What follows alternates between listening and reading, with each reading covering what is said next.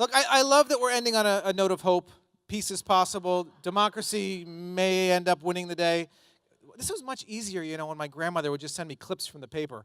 As scary as those clips always were, it was just much easier back in the day.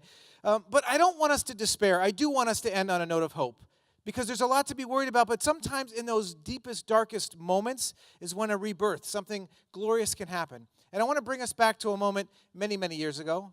It was 70 CE. It was the moment of the destruction of Jerusalem, the destruction of the temple, when Israel is burning. And when the Jewish zealots had made this decree that no Jew is going to leave the old city alive. And it was at that moment when Yochanan ben Zakkai came up with an idea. You remember this? He said, I'm going to have to fake my own death. He realized that at that moment, there was the possibility of Judaism dying out. In 70 CE, the temple is gone. And he fakes his own death. He has his students create a coffin for him, and they carry him out of the old city, carrying a dead man, and they bring him to the Roman general's tent, Vespasian. And they drop him down, and he pops out of his coffin, and he greets Vespasian. He hails him as Caesar. And Vespasian at that very moment is taking a messenger from Rome, and the messenger says, Caesar has died, and you are the new emperor.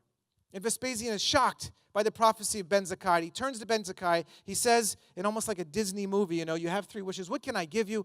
And Ben Zakkai says, famously, give me Yavna and its sages. Right? That's all he wants. He doesn't want fame or riches or wealth or access to power. He says, give me Yavna and its sages. At that moment, he decides to build a school.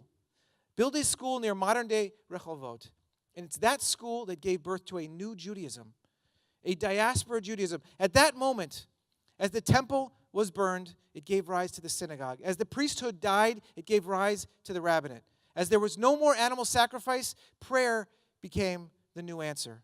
A new diaspora Judaism, which has sustained us for the last 2,000 years, was born out of that very dark moment, out of the deepest, darkest depths. So, as we talked about some really depressing things today, the future of democracy and the future of a free press and the future of a relationship between diaspora Jewry and Israel, there are opportunities for hope. There is reason to recognize that maybe we can build a new movement together.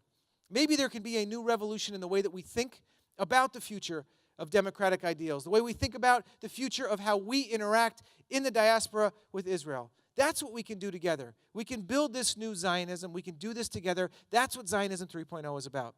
And it requires you and your energy and your momentum and taking this conversation across the country and across the world. So thank you for joining us today.